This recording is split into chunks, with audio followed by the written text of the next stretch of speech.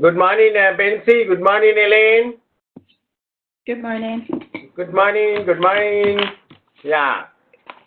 Uh, I hope you all have done a little bit of work on your revision paper, revision question papers, all that. Any idea that both of y'all have to sit for the exam, Elaine? When is your target date? I haven't actually booked yet, but Okay. I will be looking into that this week. I've spent Okay, the right, week okay. looking into Bensi, have you fixed up your date for the exam? Not yet?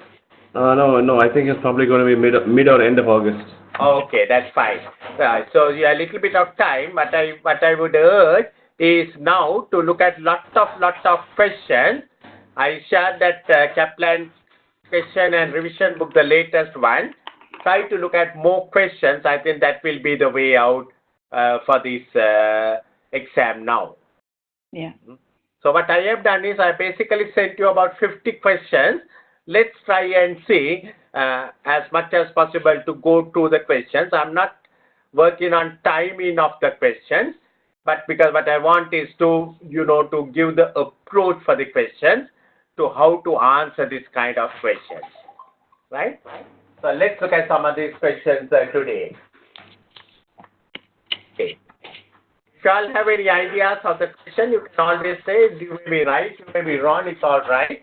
But it's good to participate so that, we will have a better this thing kind of a thing. Okay, so let's look at the first question. Complete the following sentence below by writing in the correct narrative from the list provided. So these fill in the blank questions. You must be very careful. You must try to read the question, find out the appropriate blank to be filled with the appropriate narrative. Yeah. So investors in preference shares require a blank, a level of return than ordinary shareholders because they face less, whatever, over the level of their return and therefore face something called risk. Yeah. So, what is your thing? Investors in preference shares require a return. Lower. Yeah, you will definitely agree. They will require a return lower than the ordinary shareholders because we know they are taking a lower risk, so they will expect a lower return than the ordinary shareholders because they face less what? Uncertainty. Uncertainty, yeah, because for them almost certain they will get a dividend of the level of their return and therefore they face less risk, correct? Yeah. Yeah. So that should be the answer for that one. Let's look at the second question. Any answers you have got, Basic? No. Yeah. Elaine? I've not got that. No. Okay. Now here, what we look at is we can see you remember that we did the financial instruments. There are 4 categories. One we call fair value to profit or loss. Other one held to maturity. Other one loans and receivables. Other one available for sale. Now here the examiner straight away says it's available for sale recognition. So what we have to look at is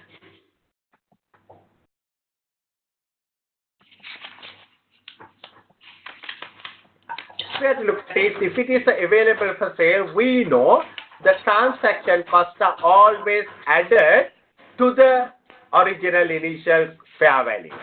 It is only fair value to profit or loss where the transaction cost is not added. So we can see they are purchasing 40,000 ordinary shares at the rate of 2.12. So the fair value of the shares will be 40,000 times 2.12, which is going to be 88,400 40,000 times 2.12. How much is that? 2.12, which is going to be 84,800. That is the fair value. But because it is available for sale, the transaction cost of 3% will be added to the cost. So which is going to be another 0.3% of that one, 2,544 will be added. And this is how initially the investment will be shown. 84,800 plus 2,554 will be the initial investment cost in your books, that is on 1st January 2002. So it will be appearing at 87,344. Available for soil at the subsequent measurement, we value it at fair value. So the fair value, they say on 31st March 2002, it was 243. So originally it will appear in your ledger at 87,344. Now it will be revalued or restated at 244. 244 into 40,000. That will be your closing value. So the closing value will be 243 times 40,000, which is going to be 97,200. So that is going to be your carrying value. So you can see what is appearing at 87,344 has gone up to 97,200. So as there's a gain, if it's available for sale, the gain will be credited to the OCI. If it is fair value to profit or loss, the gain will be credited to the P&L. So this part will be credited to the OCI. So the 9,856,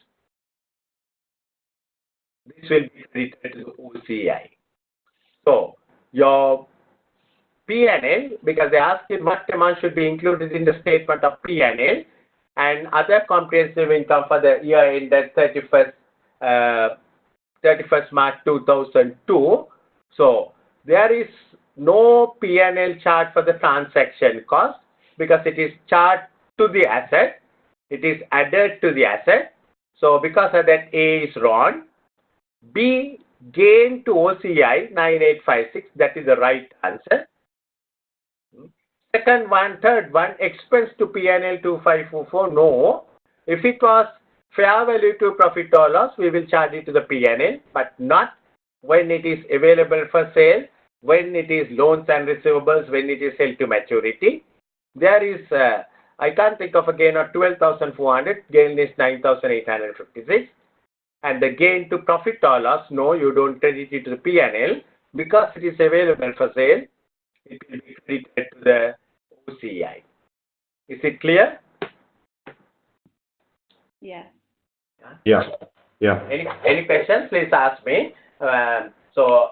Just actually, as I said, what I'm trying to do is I'm trying to give you the exam approach what you must do. So I'm taking a little bit of time, but you once you learn it, you will do it shorter time. So recording will be available. Go through the recording. Try to redo these questions and try to understand it much better.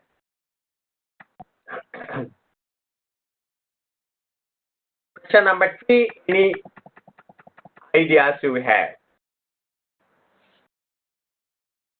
And IS 37. Which of the following circumstances would a provision be recognized under IS 37? Sorry.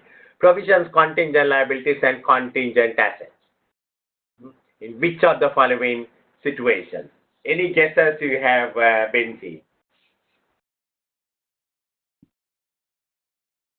You remember, if you want to create a provision, it must be probable that there is an outflow, and also it must be reliably measured. Those were the conditions that were there for you to recognize a provision. That's it. So look at the, pardon? 2 and 3. 2 and 3. 2 and 3. Let's see whether 2 and 3, whether we'll work it out. Yeah. First one, a board decision was made on 15 to close down a division with potential cost of 100,000. As at 31st March, the decision had not been communicated to the managers, employees or customers. So that means it's not yet finalized. There is no certainty of a probability of an outflow. So definitely one is out, correct? Yeah. Definitely one will not fall. Let's look at the second one. There are anticipated costs from returns of a defective product in the next few months of 60,000. In the past, all returns of defective products have been always refunded to customers. And that is right, because that's a constructive obligation. You remember there were two types of obligations we were talking. One is where a legal obligation, other one is a constructive obligation coming from your past practices. So they anticipate a defective returns to come up 60,000, and I think you must make a provision for that one. So 2 is definitely correct. Let's look at the 3.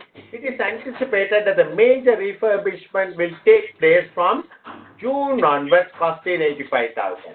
Now, Bensi, we are closing the financial year on 31st March 2006. So as a June today, as June is 3 months ahead, there is no present obligation, there is no present probability of outflow, and therefore as at 31st March 2006 it will not take. Okay. Right? So only the 2 will be the answer, because the 3 one is a major refurbishment. Do you remember refurbishments can come up provided it is committed, planned, approved, everything, but it must have happened earlier.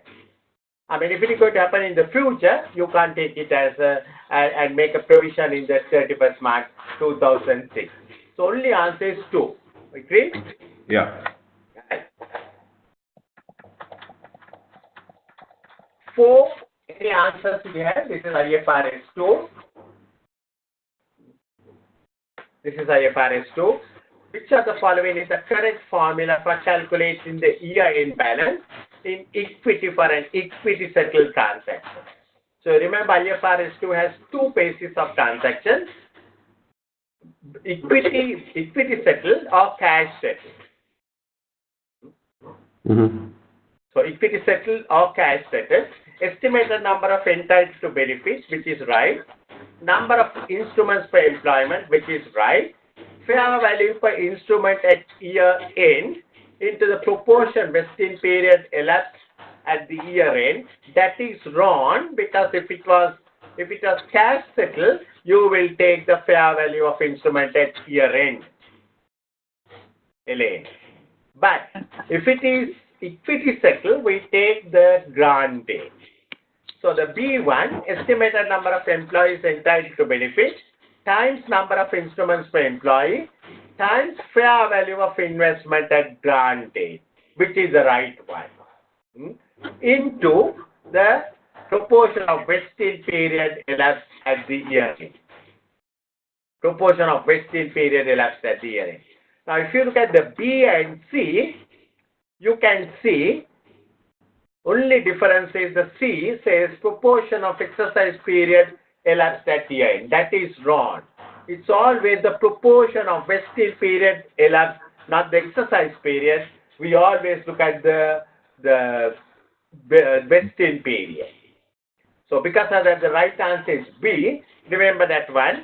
A is definitely wrong, because it is fair value of instruments at year end. No, because if it is share based, equity based settlement, it is always the grant value. D is wrong, because fair value at, again, that is wrong. So it has to be B and C. Between B and C, B is right. The proportion is always for the vesting period and not for the exercise period. Vesting period is the time that you have to wait before it gets vested. Right? Yeah. So B should be the answer for that one. Fifth one, any answers on that one?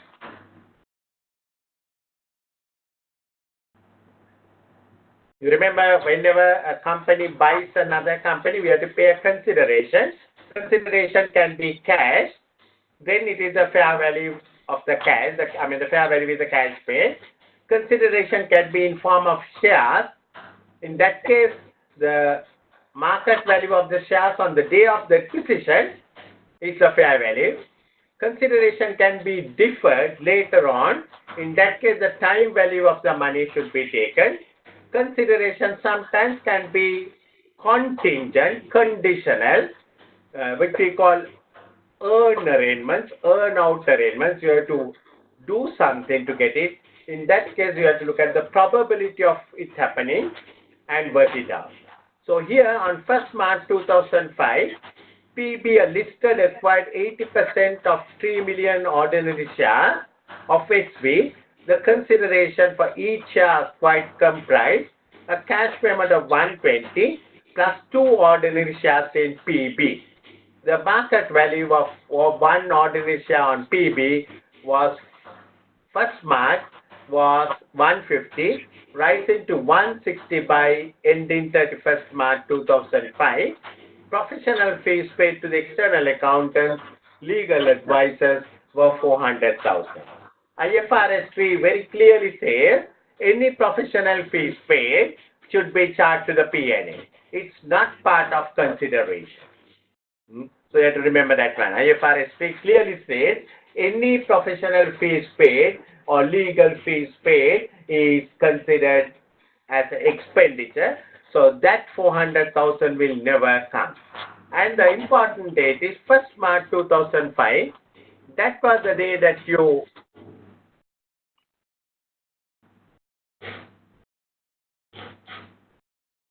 acquire the company. So that day valuation. So you are buying 80% of 3 million shares. That means you are buying 2,400,000 shares for the company. And for the 2,400,000 shares, you are paying at the rate of 120. That is your cash consideration. So 2,400,000 into 120, which is 2,880. Plus 2 ordinary shares in PB, right? Comprise the payment plus 2 ordinary shares in PB. So when you buy 2,400,000 shares, you are going to give them, for every 1 share, you are going to give them 2 shares of your company plus 2 ordinary shares. The consideration for each share acquired comprise the cash payment of 120 plus 2 ordinary shares. For the 2,400,000 shares you bought in the other company, you will give 4,800,000 shares of your company. 4,800,000 shares, what is your market value on the day of the acquisition, which is 150. So 4,800,000 times 150, which is 7,200,000. So the total fair value of consideration is what you paid in cash, 2,880,000 plus 4,800,000 times 150, 7,200,000. Total should be 10 million, not 80.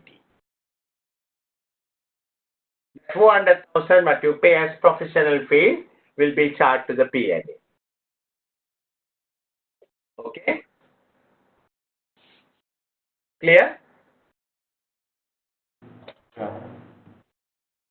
Is it all right? Yeah. Okay.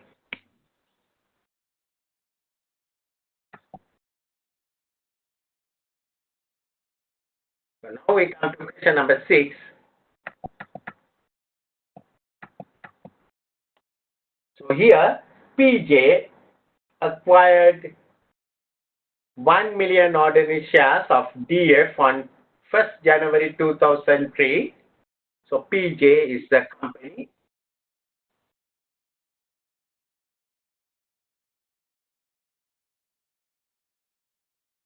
Has 70% of the 1 million ordinary shares of DF.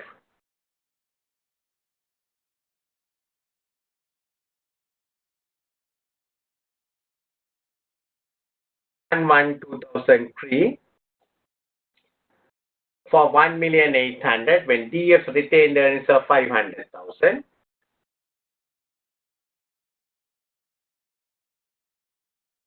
Consideration is 1,800,000.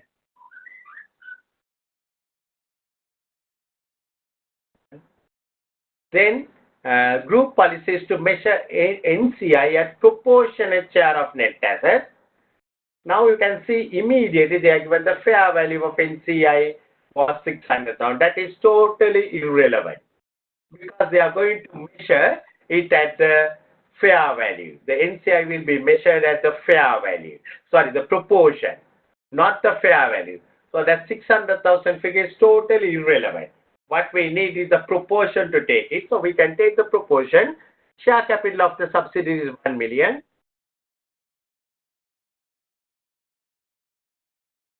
Retained earnings on the day of acquisition is 500,000. So 1,500,000 is the total net assets of the company. NCI is holding 30%. So the value of NCI on the date of acquisition will be 450. 600,000 is irrelevant, even though that information is given. No impairments in the date of acquisition. PJ acquired the further 10%. Now already it's a subsidiary. They are taking a further 10% on 1st October 2005 for 120,000. Retained earnings reported in the as at 31st December were 3,500,000 and 950,000. Retained earnings reported in 31st December 2004, 3,500,000 and 950,000. Profits of both entity can be assumed to accrue evenly throughout the year. Profit for the year PJ was 690, DF 120. No other comprehensive income in either entity. Neither entity paid any dividend. Calculate the NCI in the consolidated for the year ended 31st December 2005. Now you have to remember, up to 1st October 2005, parent had 70%, NCI had 30%. But 1st October 2005, parent acquired a further 10%. So the parent went up to 80, NCI came down to 20. So NCI disposed part of their interest on this day, that is on 1st October 2005. So we have to find out as at 31st December 2005. So first of all, we must find out what was the NCI on the day that this transfer took place. The NCI came down. So what was the NCI on the day that the transfer took place? So first of all, what we calculate the non-controlling interest in the consolidated statement of P&L. Now that is very easy, because actually they are not asking us to calculate the balance sheet figure. They want us to calculate the P&L figure. So what we know is during the year 31st December 2005, 9 months up to 1st October 2005, NCI was holding 30%. So what is the profit of the subsidiary? 120,000. 120,000 of the profit for 9 months, because the profit have accrued evenly. 9 months, the NCI holding was 30%. So we will take 30% of NCI.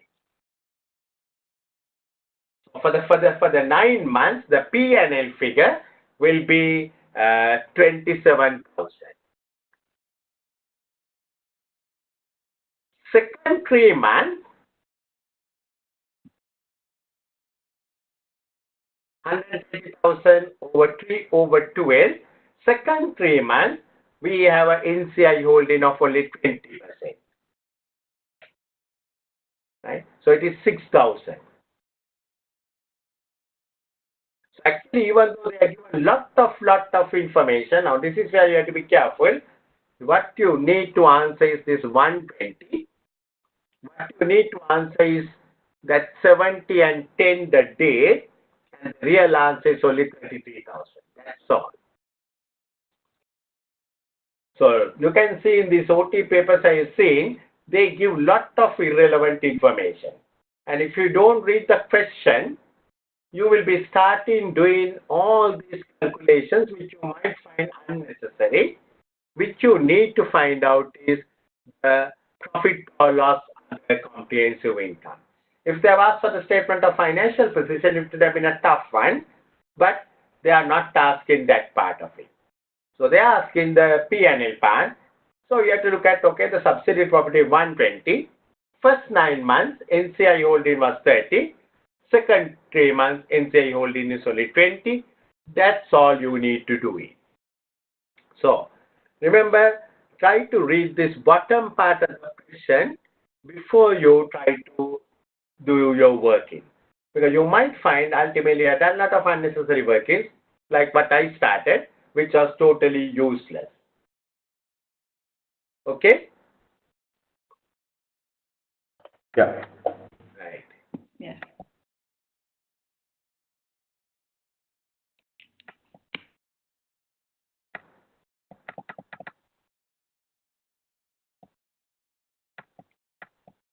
So here we have another question. It's lot about the consolidation, obviously. So PH acquired 75,000 of the 100,000 audiences of JG. It's always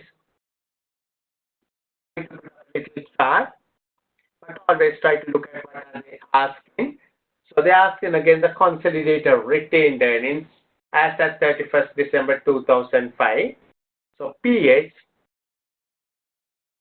acquired in JG 75,000 of 100,000, that means 75%. And it was acquired on 1st January 2004. And JG acquired 64,000 of 80,000. So again 80%.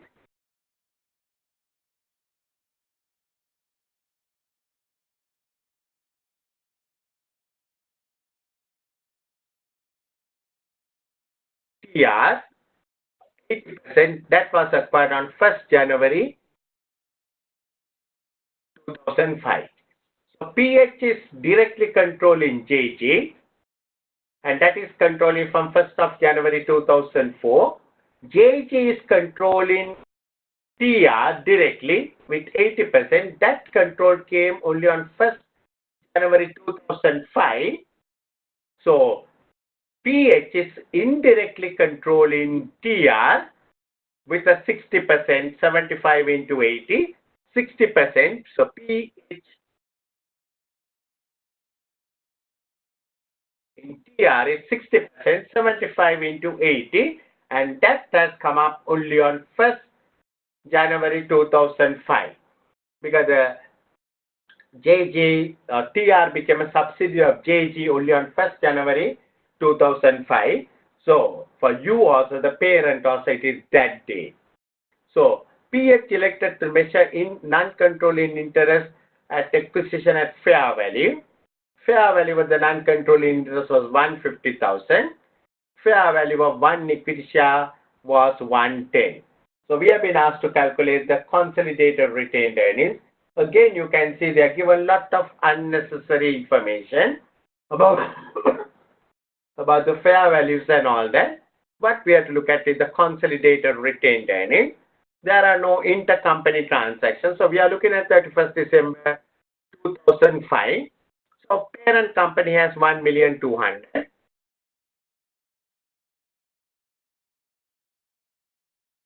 That becomes your consolidated retained earnings, the parent company part. Then we have to look at PH in JG, the main subsidiary. It was acquired on 1st January 2004, right? PH acquired 1st January 2004. So on 1st January 2004, JG's reserves of 480. Now we are coming to 1st January, we are coming to 31st December 2005. Right? So we acquired it on 1st January 2004. At that time, the retained earnings of 480. Now, the day that we are consolidating, it is 360. So you can see the post-acquisition reserves have dropped from 480 to 360. So there's a 120 drop. So the parent will have to suffer a loss of 480 minus 360, 120. What is our share? 75%. The pH in kg is 75%. So 120 minus 120, 75% is 90,000. That's a minus figure. So this was a very rare example where normally we see the retained earnings is going up and the students got little bit confused when the retained earnings have come down. It's simply a loss, post-acquisition loss. When you acquired, you had 480, now it has come down to 360. Now let's look at the sub-subsidiary. Sub-subsidiary becomes your subsidiary only on 1/1/2005. On 1/1/2005, they had 360. Now they have 500. So they have grown up by 140.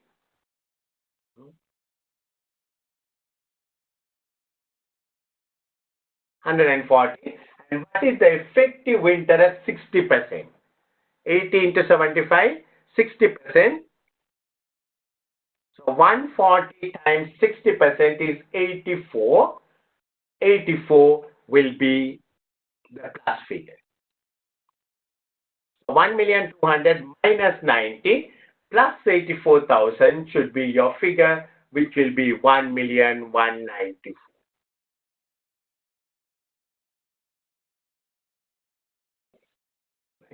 So here, this is what we call a vertical acquisition, where parent acquires a subsidiary and a subsidiary acquires another subsidiary, where parent is directly controlling the main subsidiary, subsidiary is controlling the sub-subsidiary, and therefore the parent is controlling the sub-subsidiary indirectly. You have to look at the indirect interest, which is 75 into 80, 60%. The next thing what you have to look at is, when did this happen? If this has happened earlier, before the parent became a subsidiary, then of course from the day the parent became the main subsidiary parent, you can consolidate it. But if it has happened after that, you must look at that after that date and you have to take it from that angle. Right? So that's all you need to know about that one. So the answer should be for 1,194,000.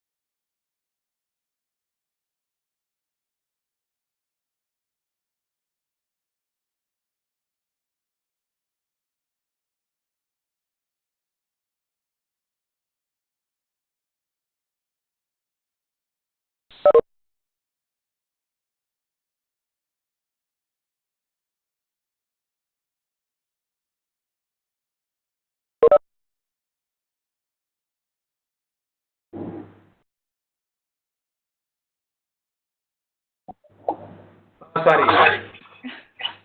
Now is it all right? Yeah, Yes, yeah. yes. Okay, okay. I didn't realize that one. Earlier question, you are all right, or Yeah. We got did it questions get there. muted just now? It was on the 8th question.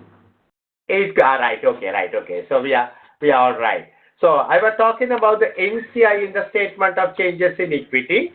NCI, you had remember in the statement of changes in equity balance at the beginning, when the profit will increase. Always the profit for the year will increase the NCI. Of course, the loss will reduce. dividends will reduce, any dividend paid to NCI will reduce the statement of changes in equity balance. And also, if the NCI portion increased during the year, because your NCI has gone up from 20 to 30, then that will also increase the profit, increase the NCI balance. So any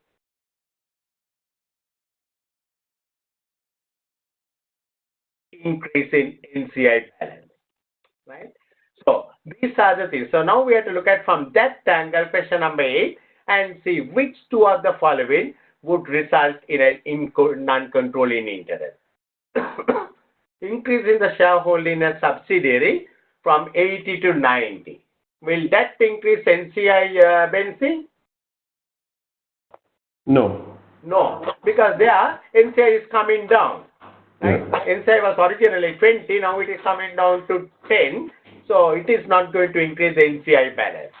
Decrease in the shareholders in a subsidiary from 75 to 60. Yeah. That will, because NCI was originally 25, now NCI is going up to 40. So that is showing. Dividends paid by a subsidiary will reduce the NCI. Correct? Will reduce the NCI. So it is not going to increase. So C is wrong. Right? Then the total comprehensive income for the year of a subsidiary multiplied by NCI share. Right? That is going to increase. Because the comprehensive income means the total profit plus the other comprehensive income. When that gets increased or when that there's an income, that will increase. Yeah. B and D are right. Share issue by the parent, it will not have any impact on the NCI of the NCI column. It will only increase the parent column. So this is wrong. So the two answers will be B and D.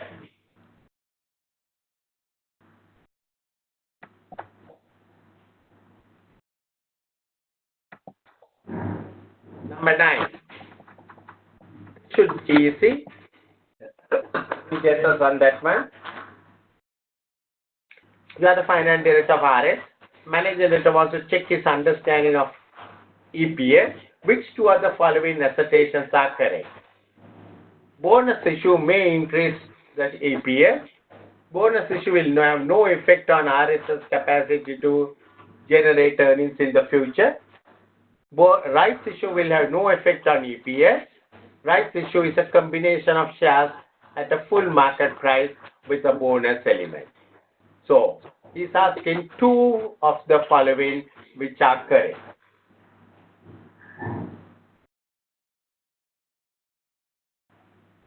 Will the bonus issue increase the EPS? Will a bonus issue increase the EPS? No. No, because it is not going to increase your earnings because no money is coming to the company. In fact, it will theoretically reduce the EPS, but we will go and restate the comparative figure so that it will not have an impact upon the EPS at all. So A is wrong. B, a bonus issue will have no effect on RS's capacity to generate earnings in the future. That's true. That's true, because it will not have any capacity because you are not getting any money, and therefore that is true. A rights issue will have no effect on EPS. What do you think? Rights issue will not have any impact on EPS. I think that's wrong, because rights issue brings money. Right? Rights issue brings money, but of course it brings money at a price lower than the market price. So because of that, there is an element of bonus and an element of full market. So because of that, D is right, D is right, B is right. So B and D are the right answer. Agree? Yeah. Yeah.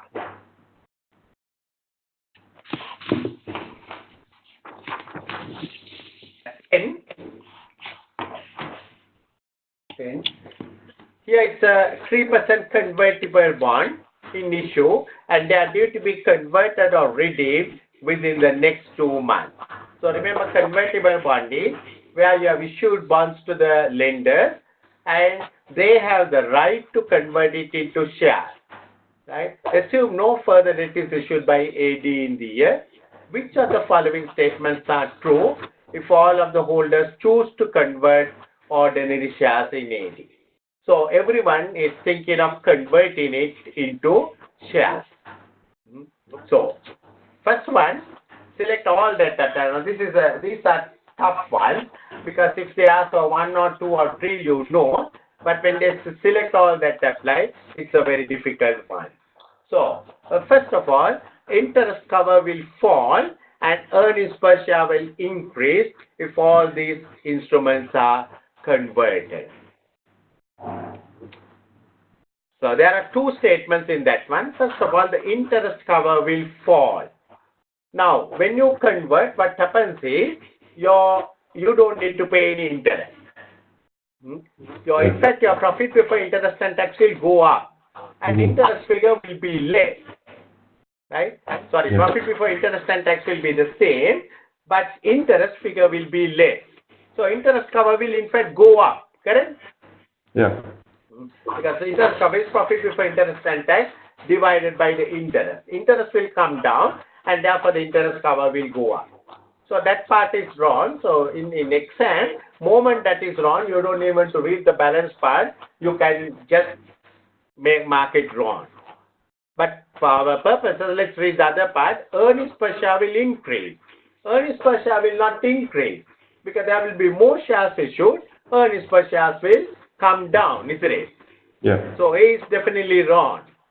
B, earnings per share and P ratio of both decreased following the conversion. Earnings per share will decrease. That's right.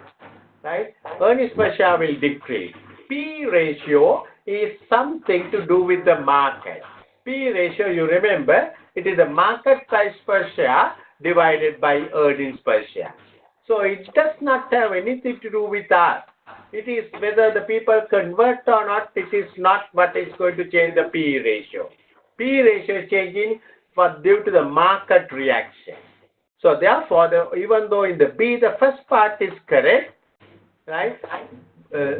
We can't predict whether the P ratio will go up or down. It all depends on the market reaction. So therefore, the B is also wrong. C, interest cover will increase, which we know agree, and the P ratio will decrease the following the conversion. Now that again, no one can say because the P ratio is totally dependent on the market, and therefore whether it will increase or decrease, God only knows. We can't comment about that one. So A, B, and C all are wrong for the moment.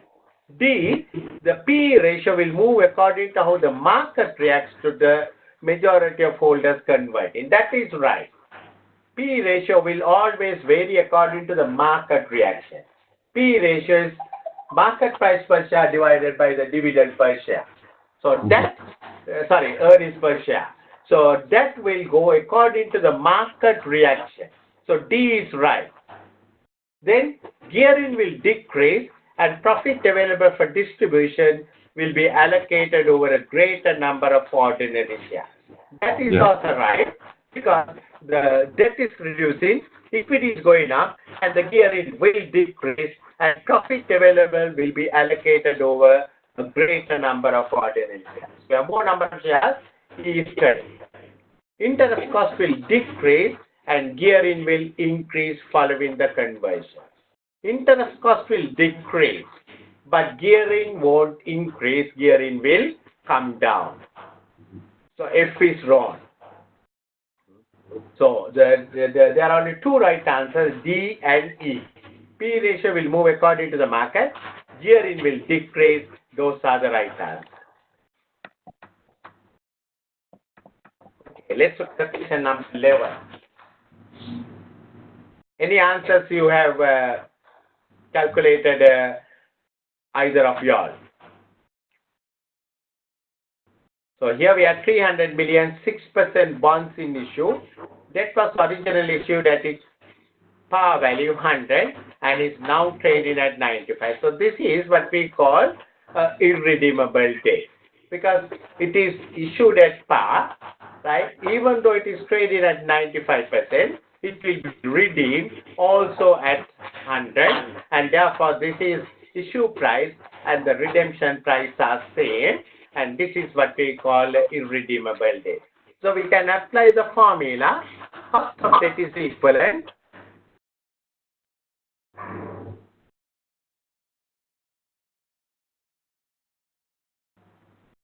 interest times 1 minus T divided by the market price. So interest rate is 6%. So that is the coupon rate, 6%, times 1 minus T. Corporate tax is 25. So 1 minus T is 75. 0.75 divided by the market price, which is today's market price of the instrument, which is 95. 95. 95% means 95 because the nominal value is 100. So 6 times 75 divided by 95 will be the figure. So 4.5 divided by 95 will give you the figure, which is going to be 4.736%. But they have asked for 2 decimal points. The answer what I'm getting is 4.736. Therefore, for 2 decimal points, it will be 4.74%. Right. That's all. Okay?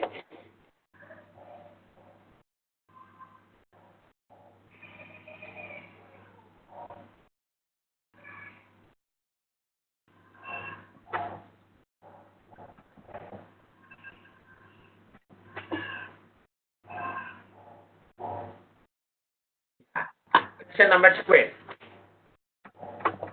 This is all about leasing, sum of digit method. So in this question, you have to always look at the date which they are asking. Because the sum of digit leasing question, you must always look at the date what they are asking.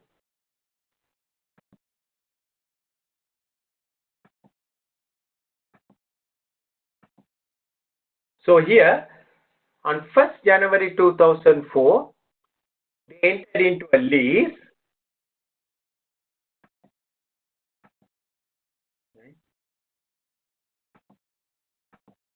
Entered into a lease 9,000. Company is to pay 4 equal installments of 3,000. So 9,000 is the cash price. Lease cost is 3,000 into 4, 12,000. There is a finance charge of 3,000, which we need to portion for the year according to the sum of digit method. Now here, what we have to look at next one, when is the first installment paid? Now we are leasing on 1st January 2004, and the first installment is paid on 1st January 2004. So that means it is paid in advance, and whenever we are using the sum of digit method, we use as the n. You remember the sum of digit is n plus 1 divided by 2, n times n plus 1 divided by 2. When it is paid in advance, we reduce the number of payments by, or rather the n, by 1 number. So here we have 4 installments we are paying. Because it is paid in advance, we make the n 3. N equals 3. Remember, if it are paid in arrears, n will be 4. That is, if the first installment was paid at the end of the first year, n will be 4. But when it is paid in advance, n will be 3. So sum of digit will be 3 times 4 divided by 2. Sum of digit will be 6. Right? 6. So we have to now look at the whole thing. So we are going to look at 1st January 2004, but we are going to look at the end of the second year, 31st December 2005. So number digit is 6 what we have got, and now what we have to look at is, what we do is we look at for 3 years. So we just put the years 1, 2, and 3 years, and we go on the reverse order. First year it will be 3 over 6, 3,000, but that is not what we are interested. We are interested in the second year. Second year it will be 2 over 6. We are interested in 31st December 2005, 2 over 6 over 3,000. So the figure should be 1,000. That should be your interest for the second year. So you have to just look at whether it is paid in advance or whether it is paid in arrears. In this case, it is paid in advance, and therefore, even though we are going for 4 installments, we reduce it by 1 and make entry. We calculate the sum of digit, the magic number 6. Only apportion it for 3 years. So the first year will be 31st December 2004.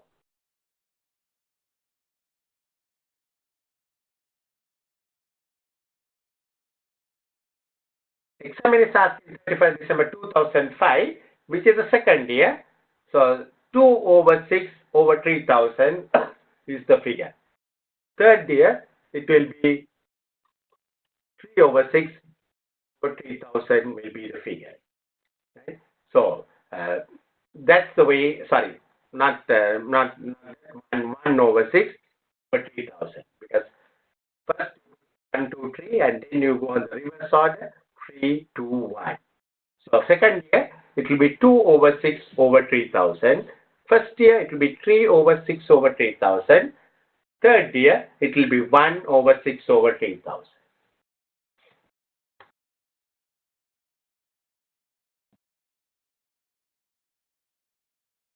Number 12.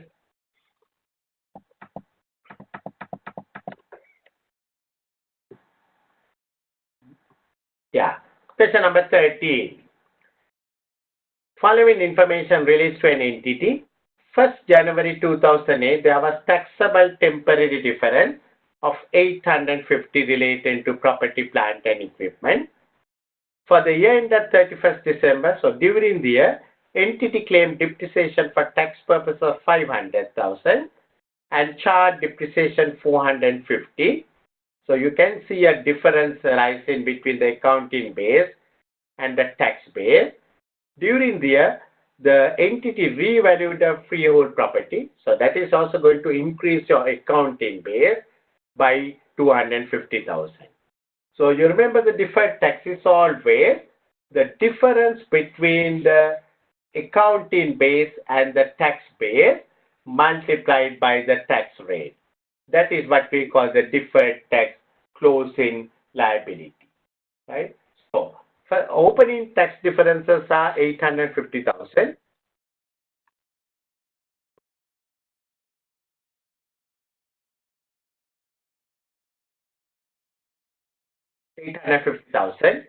Now during the year they have bought some assets. We do not know for which price we have bought it, but let's assume they bought it for 1 million. So accounting 1 million and they charge 450.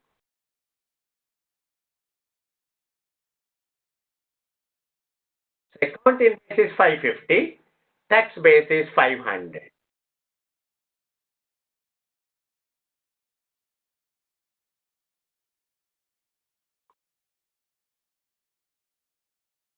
So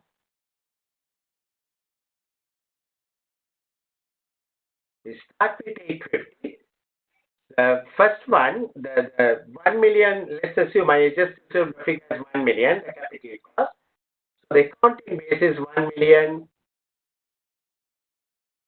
minus 450, 550. Tax base is 1 million minus 500, 500. So you can see the accounting base is more by 50,000, and therefore you have to add it to your opening tax difference another 50,000. And also when you revalue, surely the tax base no change, accounting base is going to increase by 250,000, increase it by 250.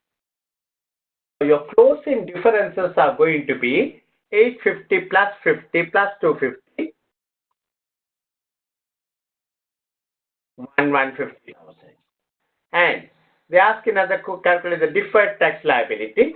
Deferred tax liability is 25%. The tax rate is 25%. So closing deferred tax 1,150,000 into 25% will be your closing deferred tax liability.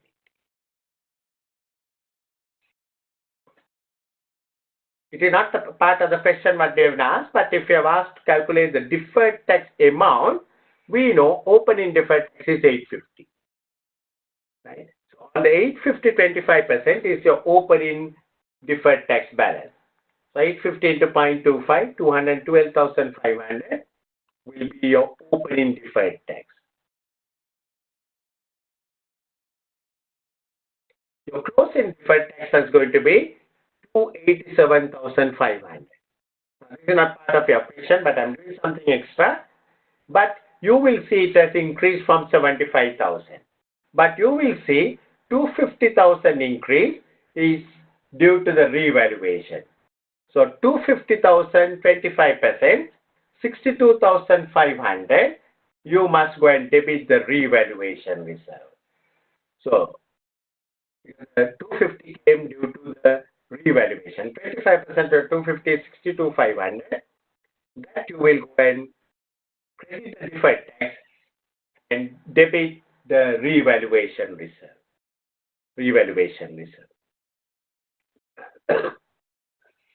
And the difference will go to the income tax expenditure account, which is going to be 12,500.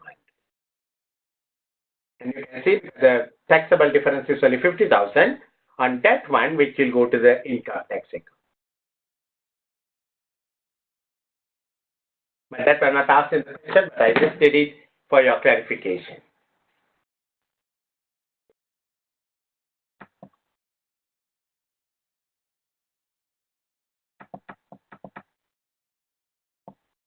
Then we have a 14. I think 14, any answers you all had?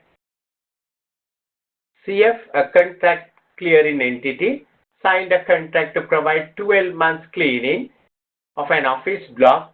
The contract for 12,000 commenced on 1st June 2002. The terms of the contract provided for the payment 6 monthly in advance on 1st June and 1st December. CF received 6,000, started work on 1st June 2002.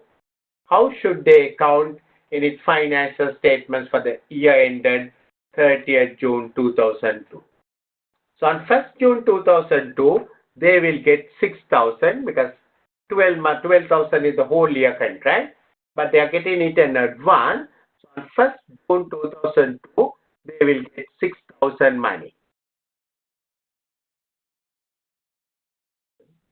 So surely you have to debit cash with 6,000.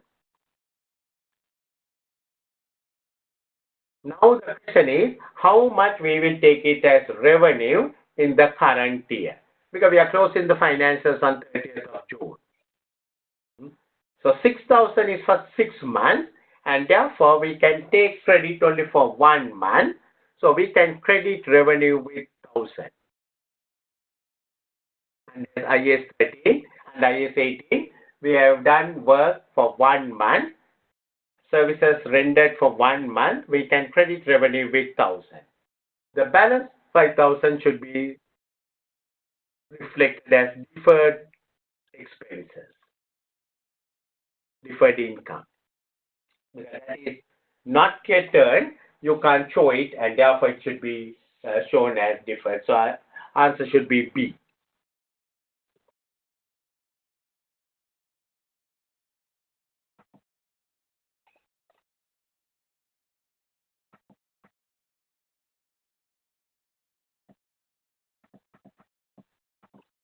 So number 15, again I think on consolidation, this is an associate. On 1st 2002, A purchased 40% of the equity, share capital of B for 60,000. At this date, the reserves stood at 30,000. During the year ended 31st December 2004, so remember 1 year later, 2 years later, sold goods to B for 10,000. So A the parent company has sold goods to the associate company for 10,000. This way in inventory at the year end, A makes a gross profit margin of 25% on intergroup sales. So, associate balance sheet as at 31st December 2004 is given. Reserves total. What amount should A's interest in B stated in the consolidated rounded to the nearest? So remember, associate investments, we go on equity accounting method. The original cost of investment, which is 60,000.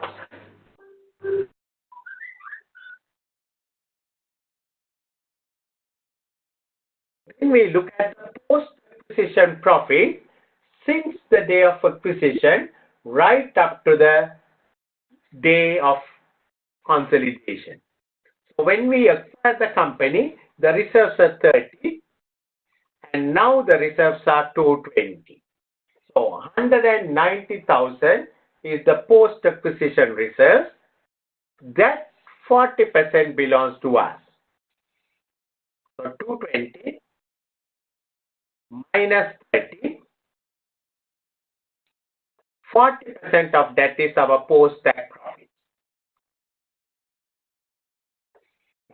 which is going to be 190, 40, 76,000. Now you have to do another little adjustment because as intercompany transactions, remember intercompany transactions, you are not going to take from the beginning, you are going to take only for the year. So during the year, the parents sold goods worth 10,000 and they have a 25% margin. So 2,500 is the total profit they have earned, the parent has earned through the associate sales, but parent need to worry only about their 40% share. So intercompany profits will be 25% of 10,000, which is 2,500. 40% of that we need to remove it because our share is only 40%.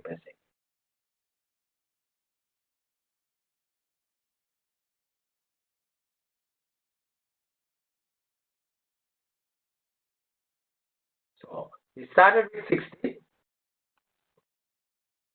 76 was the post-acquisition profit. 1,000 we will remove it in the company and show 135,000. Investment in associate will be shown in the consolidated statement as at 31st December 2004 at 135,000. Right.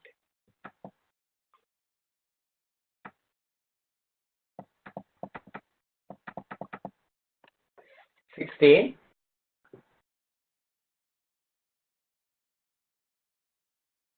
PG acquired 70% of 1 million ordinary shares of DF on 1st January. This was the earlier question, but now they are asking the difficult part, the non-controlling interest. So PJ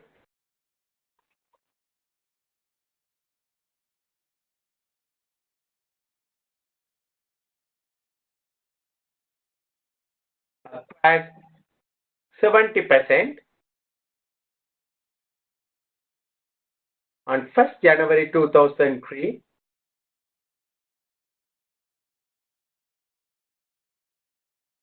DF when the retained earnings are 500,000.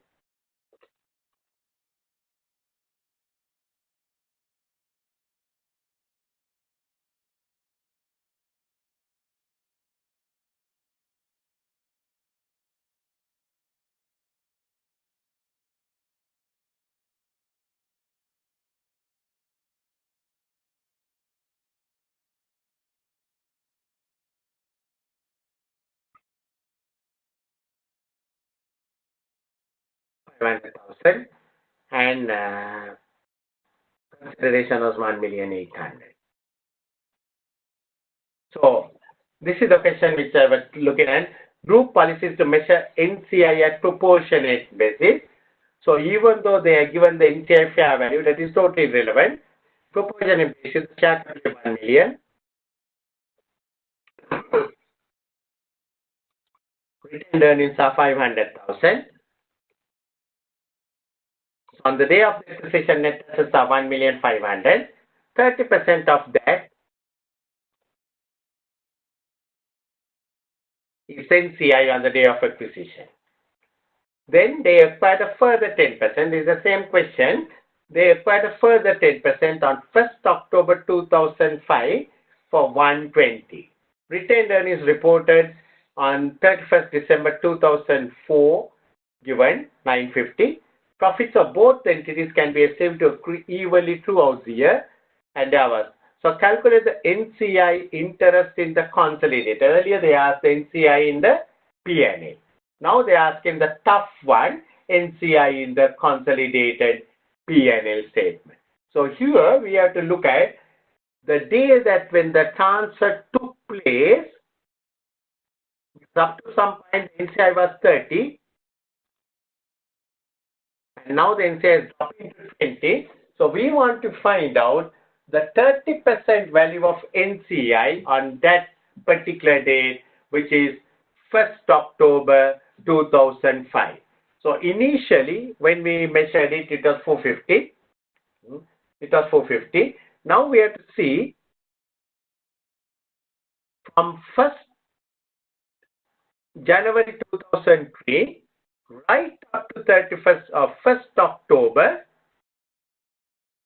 what is the retained earnings of the subsidiary? So we know when the subsidiary was taken, it was 500,000, right?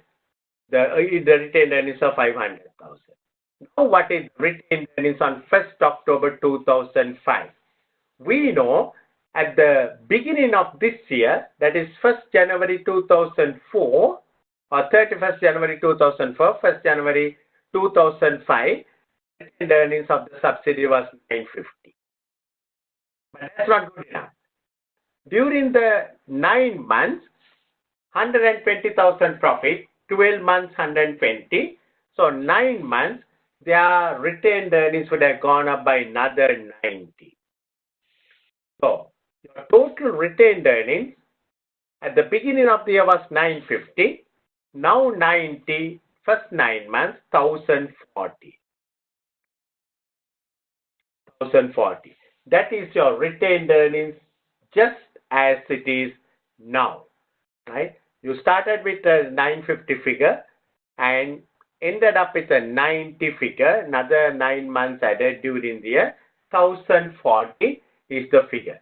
But when you started, you had 500. So post-tax profits from the day 1st January 2003 to the day that they changed the interest, 1st October 2005, post-tax is 540. So of that 540, 30% belongs to the NCI. I want you to follow this one very carefully. The post-tax profits of 540, at up to that point, they had a 30% interest. So 540, 30% is 162. So fair value on the date of acquisition or the proportionate value on the date of acquisition of 450. Now they have earned 162. So the total NCI on 1st January, not 1st January, 1st October 2005 is worth 612,000. 450 at the beginning, 162 you earned during the year, during the, not year, during from January 2003 right up to 1st October 2005. So altogether NCI value is 612. Now this 612 is 30%. 30%. So at this point you are coming down to 20%, right? The NCI is coming down to 20%. So you are sacrificing 1/3 of your 30%. 1/3 of your 30%. 612 is 30%. 1/3 of 612 204, you are sacrificing, you are selling it. NCI is selling it and the parent is buying. So, the NCI figure after the first 2005 will be 408,000. After disposing that 1/3, 30% was the original holding. Now it is going to be 20%. So 1/3 they are disposing. The value of that is 408,000. So this is the NCI on 1st October 2005. But they are asking the NCI on 31st December 2005. Now after 1st October, there is another 3 months. And during that 3 months, they earn 120 is the full year's profit. 3 months they earn 12,000. Sorry, their 3 months earn 30,000. Now, at this point, your NCI is only 20%. Right? Your NCI figure has come down to 20%. So, you will have a 20% of this 30,000 as post-tax profits.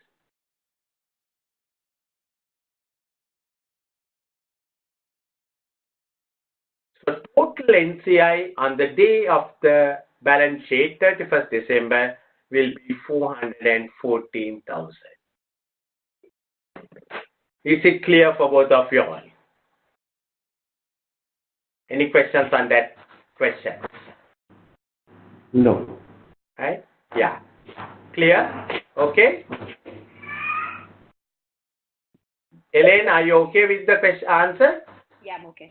Okay, right. Thanks. All right. So we can proceed.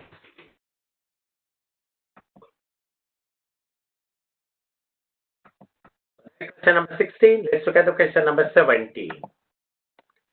So this is a little bit very simple question. It's all about the conversion.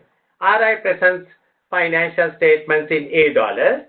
RR has one subsidiary which uses B as its functional currency. NN was acquired on 1st January 2001 and goodwill arising on was measured at 510,000. Right? There has been no impairment. Relevant exchange rates 1st January 2001, 31st December 2002. So here simply the value of goodwill that will be presented in the finance. Goodwill is an asset. It needs to be reconverted at the closing rate. So 510,000 divided by 2.5 will give you the answer. Very simple. Goodwill is a asset. According to IAS 21, subsidiary representation, goodwill need to be retranslated at the closing rate. So 510,000 divided by 250 will be the goodwill that will be recorded in your books, which will be 204,000. That's all you need to do there.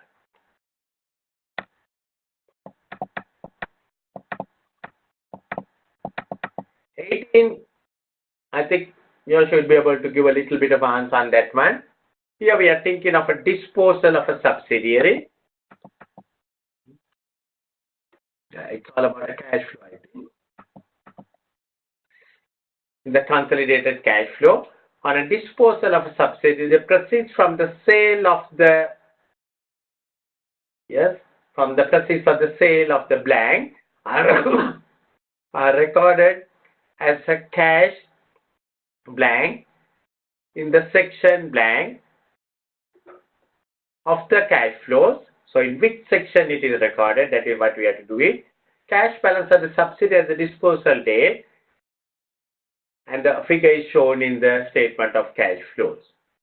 So on disposal of subsidiary, the proceeds from the sale of shares, right, because we are selling the shares, when you sell the shares, are recorded as a cash inflow, because when you sell, you get money in the which section? In the investing section. If you buy a new subsidiary, it will be outflow. If you sell a subsidiary, it will be inflow in the investment section. The cash balance of the subsidiary at the disposal date is deducted, because if there is any cash balance in the subsidiary, it should be deducted from the sale proceeds, because you will be selling for 100, but if you have a cash balance of 20, you take net 80 million, and that figure will be shown in the net figure is shown in the statement of cash flow. Okay? Yeah. Right. So earnings per share question here. So earnings per share question. Here we have been asked to, on 1st January, WB has 500,000 shares. On 1st March, made a 1 for 5 rights issue at a 5 per share.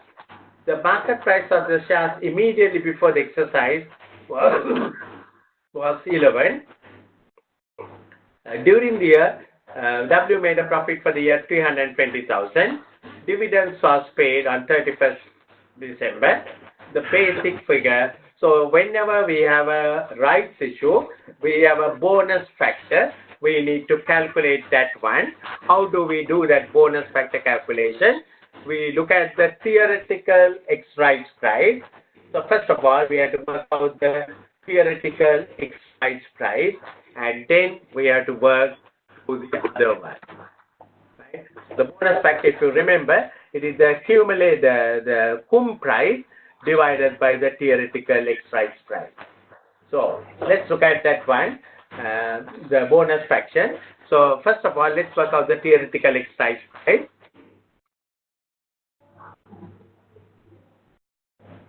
So at 5 rights issues, made a 1 for 5 rights issues at 5 a share. So there are 5 shares, and those 5 shares are worth 11. 5 at the rate of 11, 55. You get 1 more share at the rate of 5, 60, 6. So the theoretical exercise price is 6. So the bonus factor is 11 over 10. The bonus factor is 11 over 10. 11 is the cum rights price. Theoretical exercise price is 10. 11 over 10 is the bonus factor. So what we do is we look at now we look at the timing. So we have 500,000 shares initially. So what we have to look at is we have to look at the bonus fraction. So 500,000 shares. 500,000 shares. The bonus fraction is 11 over 10. So we have 500,000 shares, and it was there only for 2 months, because on 1st March 2003 it was issued. So 500,000 shares, 2 over 12, bonus factor is 11 over 10. So that is your bonus fraction. So that is 500,000 times 2 times 11 divided by 120, which gives you 91,667 bonus factor. 91,667 is the bonus factor. And then after that, we had 100,000 shares, because remember, for every 5 shares we gave 1 bonus share, 100,000 shares, right, which came up later on.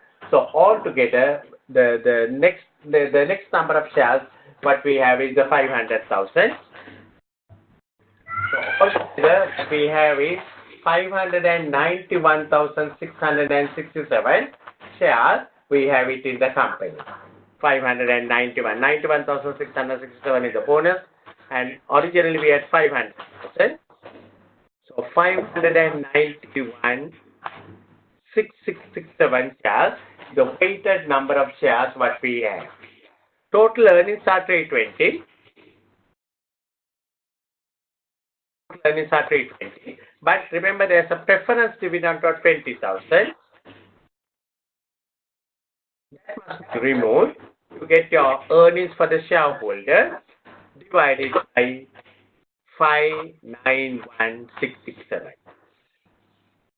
So what we did was we added the bonus element to the original number of shares what we had it, 2 over 12, because it was there for only 2 months, and 91,667 plus the 591,667, so 320,000 divided by 591,667 should give you 50.7 as your answer. So just you have to work out the bonus factor. Bonus factor is always cumulative price divided by the theoretical exercise price. Last year figure, you will restate it. If the last year figure is given, you will restate it by inverting the bonus factor 10 over 11.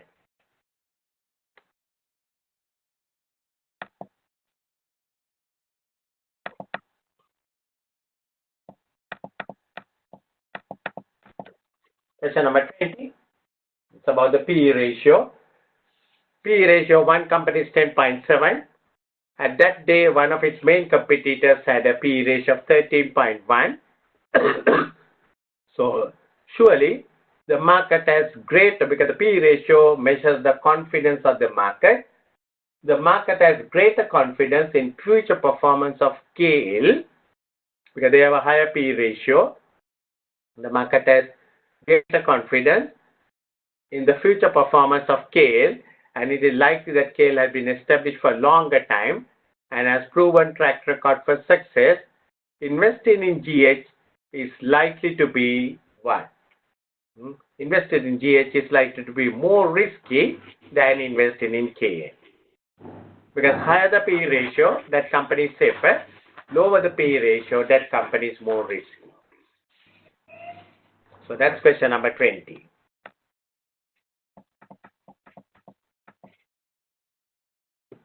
Question number 21.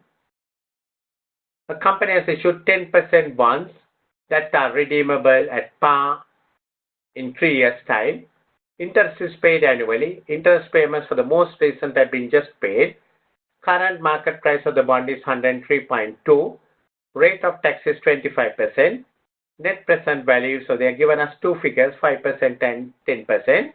So they have been asked to calculate the cost of these bonds to the nearest 1 decimal point. So here, very simple, because we have got the IRR formula.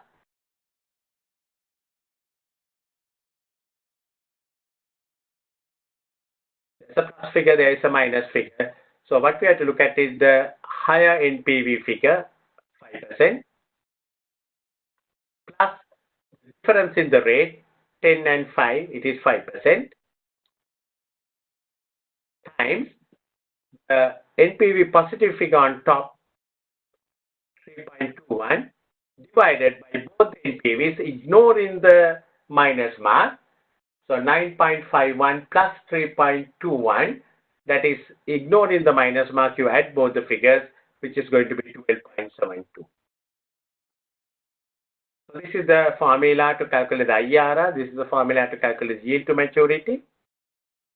You look at the lower NPV rate, then plus the difference of the two NPV rates, times the value of NPV plus figure divided by both the NPVs together. So all that together, I think the answer should be 5 into 3.21. So what you do is you work out the right side of the thing, keeping the left separately. Keep this separately, work it out, 5 times 3.21 divided by 12.72.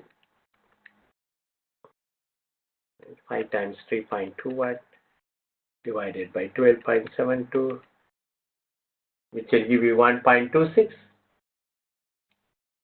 So 5 plus 1.26 should give you the answer 6.26, but they want it for 1 decimal point, so it will be 6.3. That's all you have to do.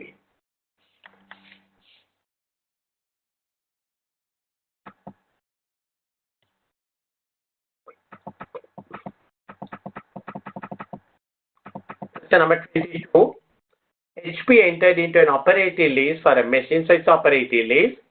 1st May 2007 with the following terms. 5-year non-cancellable lease, so the lease period is 5 years. 12 months rent-free period from commencement. First year they don't pay any rent. Rent of 12,000 payable at 1,000 a month from 13th month onwards. Machine life is 15 years. Calculate the amount that should be charged for the year ended 30th April 2008. So, we are having a lease for 5 years, but we are going to pay rent only for 4 years. So, 12,000 into 4, total raised rent we will pay.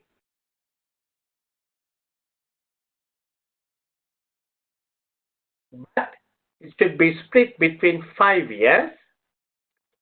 We have to charge 12,000 into 4, 48,000 divided by 5, 9,600. You will charge it in the P&L for the first year. Second year also you will charge 9,600. Third year also you will charge 9,600. Every year you will charge 9,600.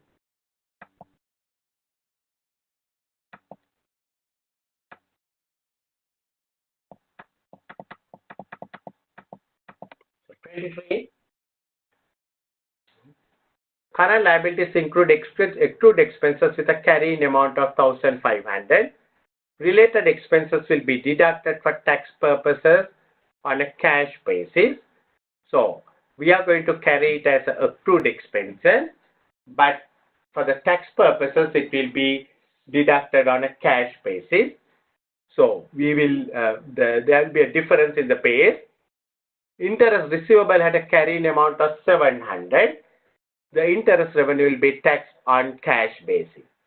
So, the taxman will allow both on cash basis, but we will accrue it. What are the tax bases for these items? What are the tax bases for these items? So, the tax base is, for the first one, they are not going to allow anything. So, because of that, the tax base will be nil, right? Accrued expenses, it will be nil because they are not allowing it. Interest receivable also they are not allowing it. That is also nil. So the tax base will be nil for both these situations. Okay? So A should be the right answer.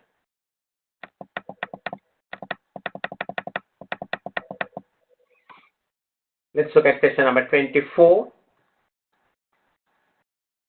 LP received an order of supply 10,000 units of product A every month for 2 years. The customer negotiated a lower price of 200 per 1,000 units and agreed to pay 12,000 in advance for every 6 months. Customer made the first payment on 1st July 2002 and LP supplied goods each month from 1st July 2002. So, they have agreed to pay 12,000 in advance for every 6 months. So 12,000 is for 6 months. That means 2,000 for a month. So first payment was made on 1st July 2002. That's all right. But they supplied goods from 1st July 2002, year end is September. So July, August, September, they have supplied goods and they can recognize as revenue, 3 months. So 3 months revenue is 6,000. So we have to include in our revenue 6,000, which we can do it, right? And already we have collected 12,000.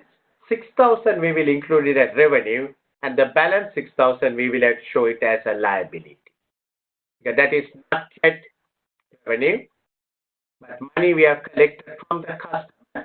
So therefore, it should be treated as a current liability.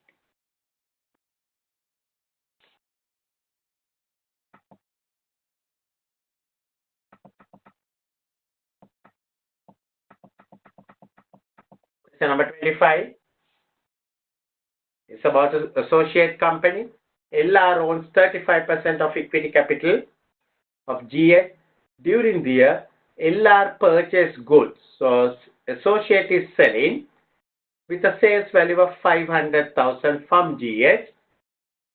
one quarter of these goods remained in LR, so 500,000 one quarter. GS includes a markup of 25% on sales. Now markup means you can't just take it. The 500,000 is 125%. So you have to work out that one and find out your profit margin. So 500,000, it is included in the markup. So 500,000 is equivalent to 125%, and we can find out what is the 25%. Right? So it is say 500 divided by, so 100,000 is your intercompany profit, and what we know is one quarter of these goods remain, so the 25,000 is the intercompany profit that is there. Now what we have to look at is 25,000 is the intercompany profit, but our share is only 35%. So it is 7,500 plus 1,250, 8,750. 35% our share. So it's the subsidiary associate selling to the parent. So when the associate sells to the parent, parent's inventories are increased. Parent's inventories are increased. So because of that, you have to reduce the inventory. So you can say this should be the only answer. Debit share of profit of associate and credit 8,750 to the inventory, because the associate sold to the parent. So parent will have inventory overstated. So the parent inventory must be reduced, and therefore the associate profit is overstated by 8,750. That must be reduced. If the parent sells to the associate, then your parent company profits are overstated, and associate company investment is overstated.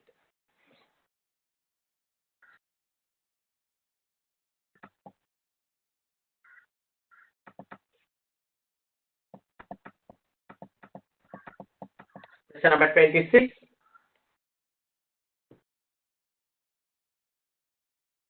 Question number 26. Its disposals is 80% holding on 1st November. The year end is 30. So up to 1st November, HQ is a subsidiary. After 1st November, it's not a subsidiary. So when the shares in Q are disposed, its resources is to be controlled by the group on 1st November 2006, because you lose your right to control. The consolidated statement of profit will include the income and expenditure for the 1st January 2006, right, expenses for the 10 months to 1st November 2006. The non-controlling interest 20% will be calculated on the profits for the same period, and the group profit or loss on the disposal of shares should be included in the results here. The profit or loss is calculated as the fair value of the consideration received less net assets and goodwill on 1st November 2006 plus the NCI on 1st November 2006. Because you cease to become a parent, so you have to dispose your goodwill, you have to dispose your NCI, you have to dispose all your net assets. And whatever the difference is your profit, which you can take it straight to the P&L.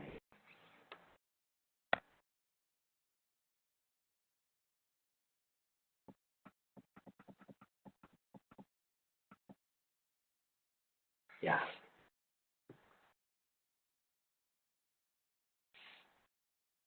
So here HM acquired 80% of ordinary shares on 1st January 2001, crowns for 13,984. At the date of acquisition, net assets are 15,800. Group policy is to value NCI at fair value, and the fair value at the date of acquisition was 3,496 crowns. Fair value adjustment related to non-depreciable land, so that is easy. Goodwill and acquisition was 1,680,000, was impaired 20% during the year. Impairment is translated to the average rate, which is right, and is charged to the group other expenses. So consolidated statement figures are given for the year ended parent in dollars, the subsidiary in crowns, and cost of sales to the nearest in the consolidated profit or loss. So if you are working on the cost of sales, what we need to look at is all the time what we need to look at is the parent company sales, 5,200,000, and then 3,200,000 the parent company cost of sales, and the subsidiary we have a 3 million. No intercompany transactions, nothing, so we don't need to worry any of those things. 3 million. That 3 million we need to divide it by the average rate, which is 1.5. So figures will be, even though they give a lot of information, you need to work out the cost of sales in the consolidated. Parent 3,200,000, subsidiary 3 million. Convert it at the average rate at 1.58. So that will be 3,200,000 plus 1,899. 5,099 will be the figure.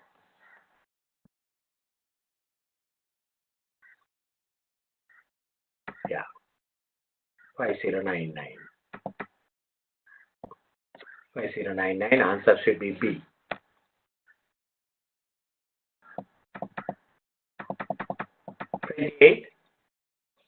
The following appears in the consolidated of the Queens Group.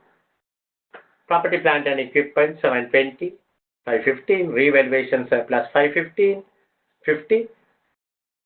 Depreciation charge for the year was 60. On 1st July 2008, Queen acquired a subsidiary which had property 90. There were no disposals during the year. What is the cash amount paid during the year? So we have to start with the property, plant and equipment opening balance.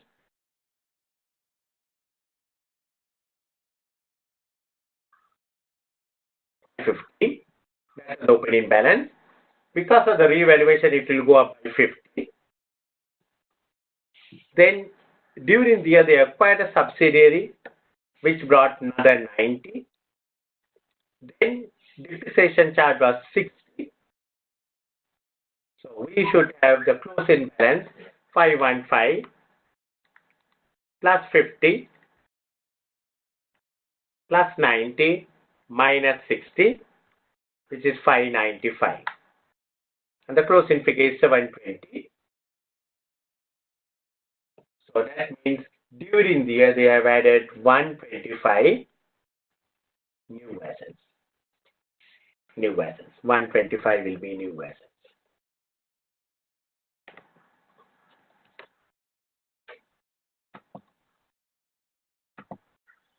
Okay. Then we come to question number 29.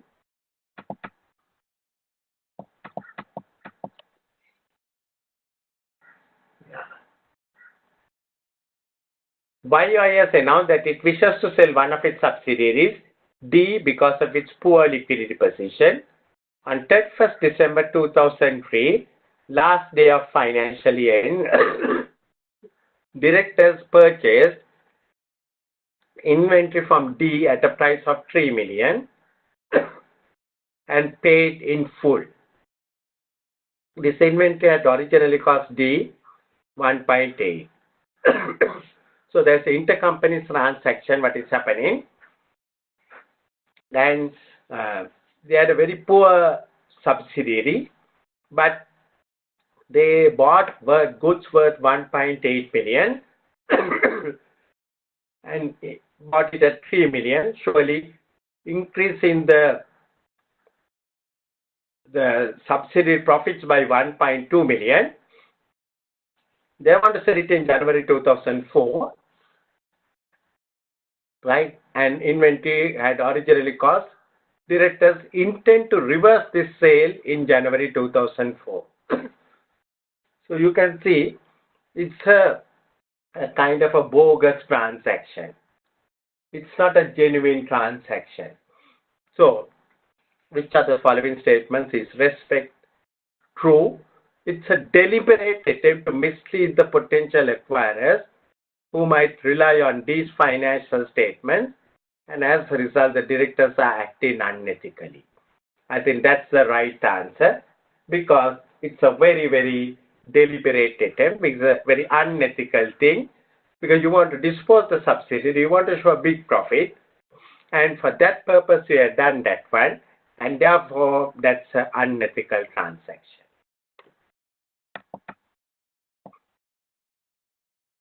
GHS charge changed its accounting policy in the year and now revalue of all its property and depreciable plant. So probably from historical cost method, they have changed the accounting policy and thereby they have changed it to the revaluation method. Which the other following ratios would be directly affected by this change in policy gearing in lack of comparability for that is calculated last year. So gearing, remember the formula?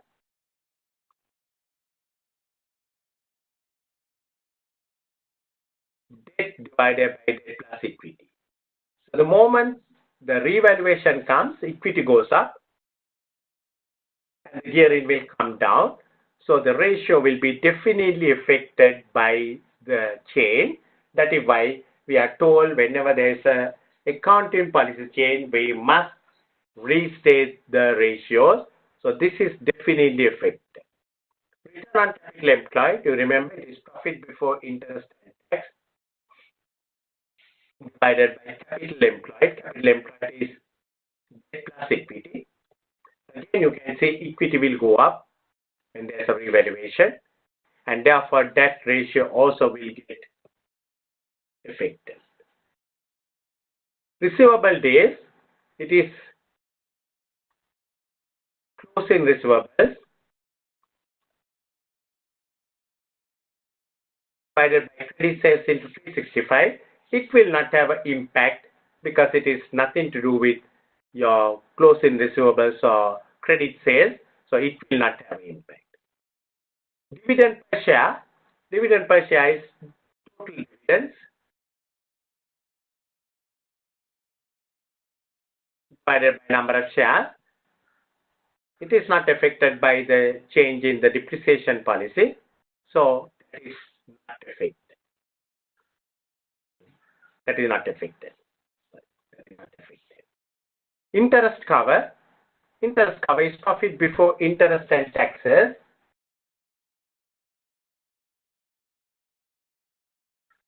divided by interest. When you change the revaluation, your depreciation will go up, higher depreciation, so profit before interest and taxes will come down, and therefore the interest cover will change. Quick ratio is current assets minus inventory divided by current liability. No effect on this one, so it will not have. So the three ratios that will have an effect is gearing, return on capital employed, interest cover.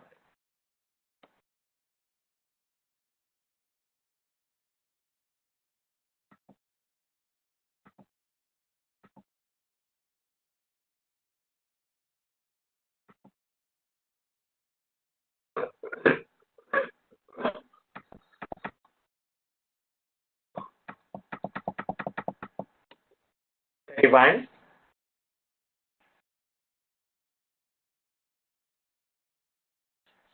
Company has issued 6% redeemable preference shares of money.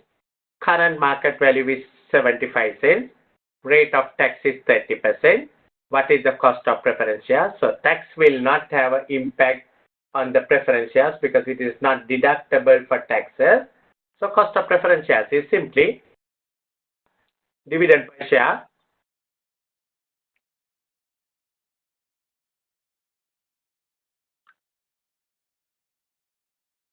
divided by the market price per share.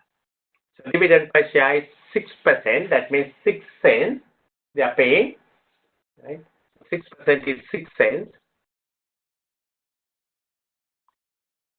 divided by the value of the preference shares, which is going to be 75 cents. As a percentage, we give you the yield or the preference cost of preference shares, which will work out to 8%. So remember, even though the tax was given, it is immaterial because tax never comes into the preference share.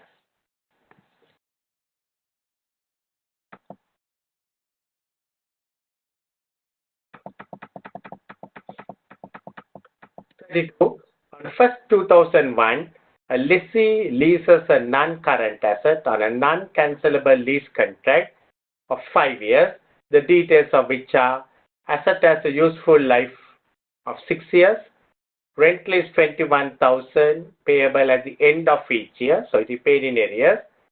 Lessee also has to pay all insurance and maintenance costs. The fair value of the asset was 88,300. So current lease liability for the year ended 31st December 2001, depreciation charge for the year ended 31st December 2001.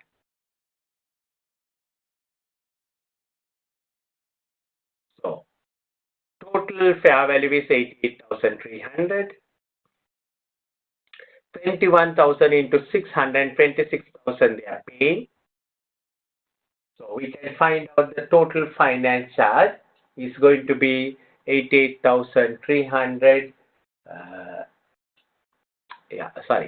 Asset has useful life of period of lease asset for 5 years. 21,500, 21,000 into 5 years, 5,000. 88,300 is the fair value. So there is 16,700 finance charge, which we need to apportion based on the sum of digit method. Now here, installment is paid 1 year later. So there are 5 installments. So we take the N as 5. You don't deduct it. You don't make N 4 because N is 5 because there are 5 full installments. So the formula is N into N plus 1. So N is 5. N plus 1 is 6 divided by 2. Sum of digit is 50. So we have been asked to calculate the current lease liability for the year ended 31st December to the nearest dollar. So what we know is that at the end of first year, what is our interest charge? So we will put 1, 2, 3, 4, 5 over 16,700 divided by 15 is your first year interest charge. So 5 over 16,700 divided by 15 is your first year's interest charge, which is 5563. That's all right. That we will pay. So when they pay 21,000, 5563 is for the current year's lease charge. The question is, leasing, we have to show the next year capital installment as a current liability. Now to find out the next year's capital installment, we must work out the next year's interest. Next year's interest is going to be, right? So 1, 2, 3, 4, 5. So it is 5. So it will be 4, 16,700 divided by 15. That is your next year's interest. So next year's interest what we are going to pay will be 4453. When you pay next year 21,000, 4453 will be your interest. So next year you will be paying as a capital repayment 21,000 minus 4453. That will be your payment. That is what your current liability. You will show it as a current liability, 21,000 minus 4453, which is going to be 16,547. 16,547. So remember, whenever we want to find out the current liability for this year, we have to work out the interest for the next year, find out the interest, deduct it from your total payment, because you're paying interest plus capitals when you pay the installment. So when you pay next year 21,000, 4453 will be your installment interest, 16,547 will be your capital payment. Now the next question is depreciation charge.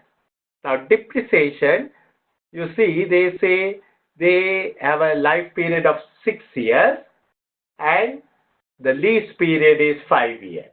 So always the depreciation is calculated based on the shorter of the two periods. So even though they have economic life period of 5 years, 6 years, we will work out depreciation only based on the lease period 5 years, because that is lower. So 88,300 divided by 5 will be your depreciation charge.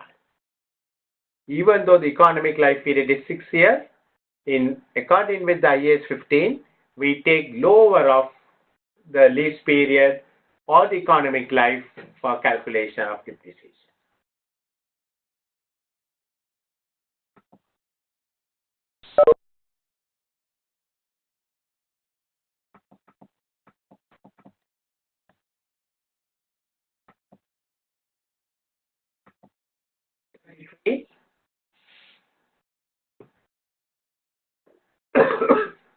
Which of the following not will give to rise to a deferred tax liability? So always deferred tax liability arises whenever there is a timing difference between what the taxman allows and what the accounting method dictates. So which of the following will not give to a rise to a thing? Receipt of a non-taxable government grant. Non-taxable government grant means you are never taxed. So there is no timing difference. So that is that will not give a rise to a deferred tax liability, because deferred tax always arises due to timing difference. Here no timing difference.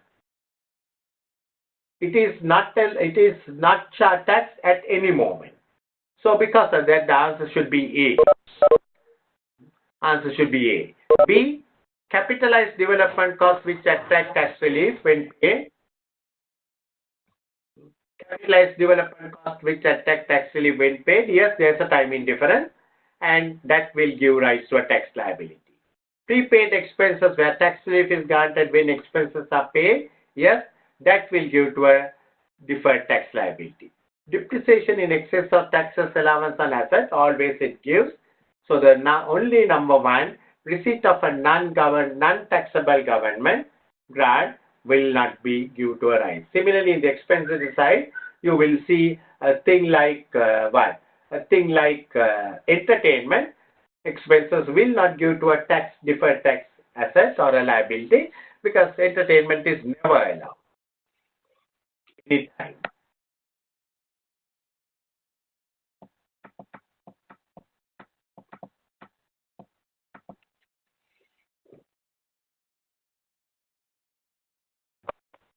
So question number 34. So they are given a contract and they want to know what is the amount that should be recorded in the cost of sales in relation to this contract for the year ended 31st March 2005. So it commenced on 1st April 2004. So at the end of the first year, they want to record it. So first of all, we have to see whether it is going to be a profitable contract or a non-profitable contract. That's the first thing you have to look at. So total contract work is 60 million. Already cost incurred 21 million. Inventory purchase 3,024,000, and further cost to complete is 19. So 24 plus 19, 43, and total contract value is 60. So that means it's a profitable contract. And then if it's a profitable contract, then we have to go on the proportion method and work it out. So we have to see whether we can work on the measured basis, but they have not given anything on the measures basis to calculate it, but we can go on the cost basis. So what we know already, the cost what they have incurred is how much? They have incurred 21 plus 3, 24 they have incurred, and already there is a further expected cost of 1943. So altogether total expected cost is 43,000, right? 43,000 is the total expected cost. The contract, they are given. The contract was certified as 50% complete. Yeah, so that's easy.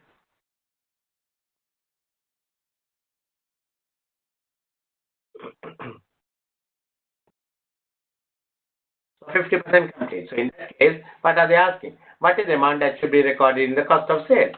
So 43,000 is the total estimated cost. 1 plus 3 plus 19. 50% of that should be considered as cost of sales.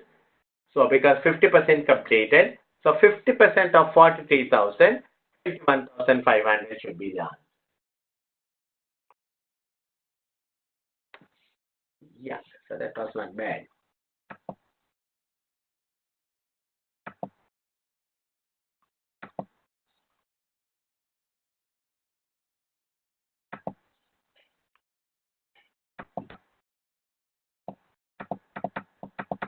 Question number 35. T has a 25% share in UV, which is a joint operation. How should T account for their interest in UV in their individual financial statement?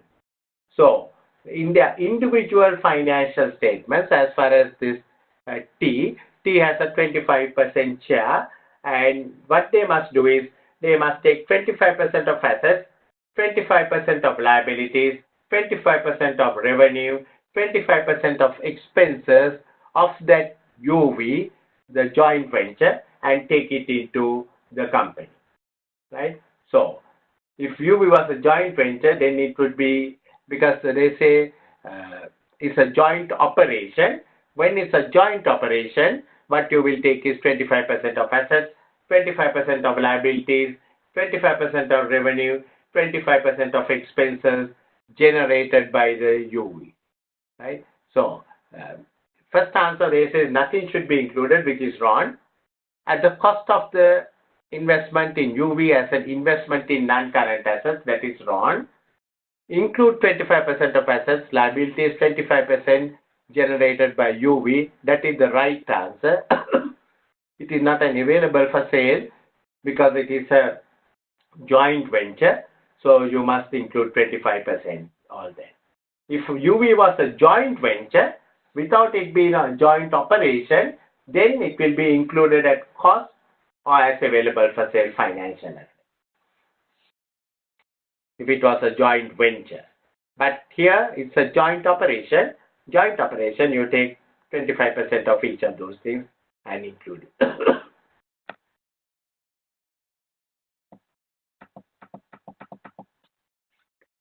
36. KK acquired a 18% investment in GG on 1st January 2000 for 150,000. On 1st January, investment in GG on food for 150,000. On 1st January 2004, the fair value of investment at 31st December is 340.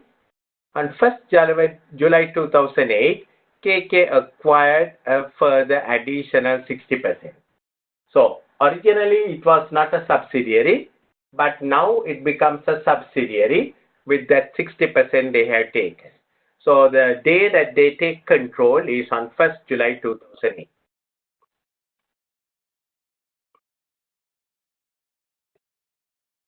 So that's the date where you will have a goodwill. All that should be considered from that one. How much is the goodwill that is to be included in the financial statement?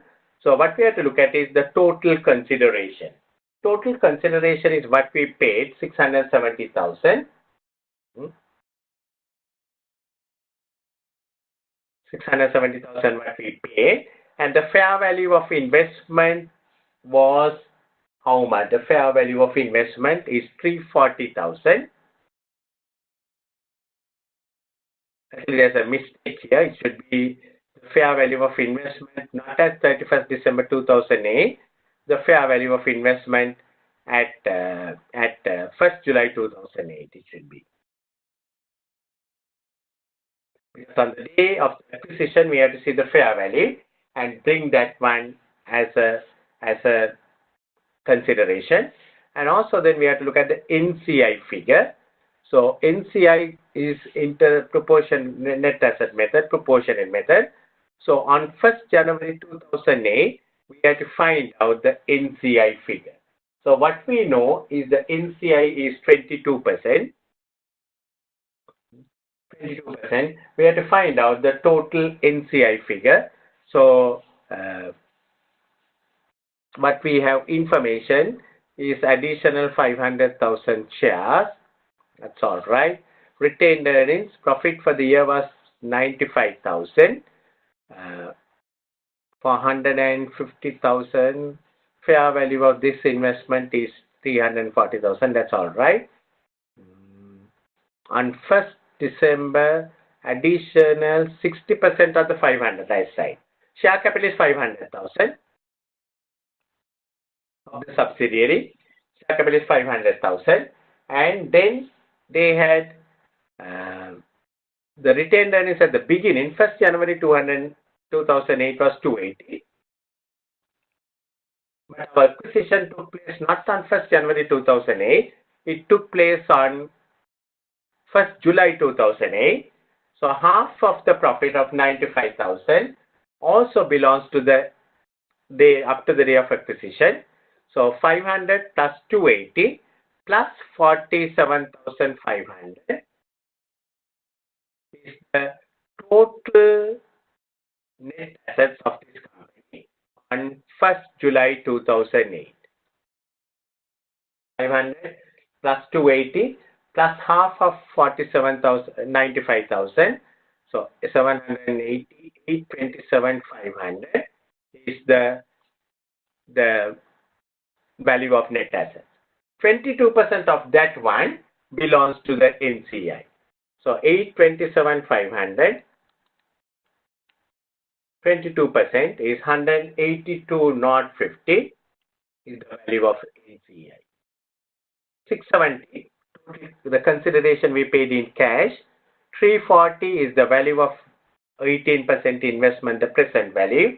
182,050. All three together will give us 670,000 plus 340,000 plus 182,050, 1,192,050.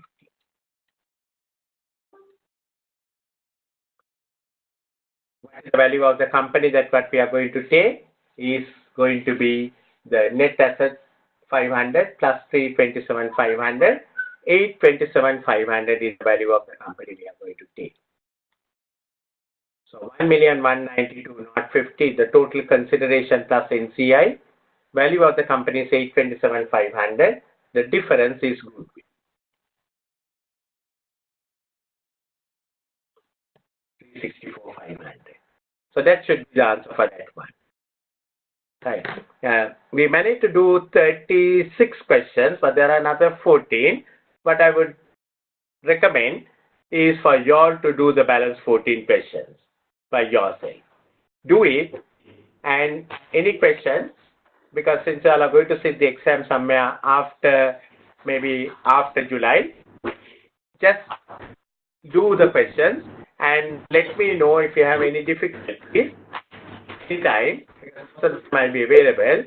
Just send me a mail with any of your difficulties, and I will try to support you with whatever I can do. Okay. Yeah.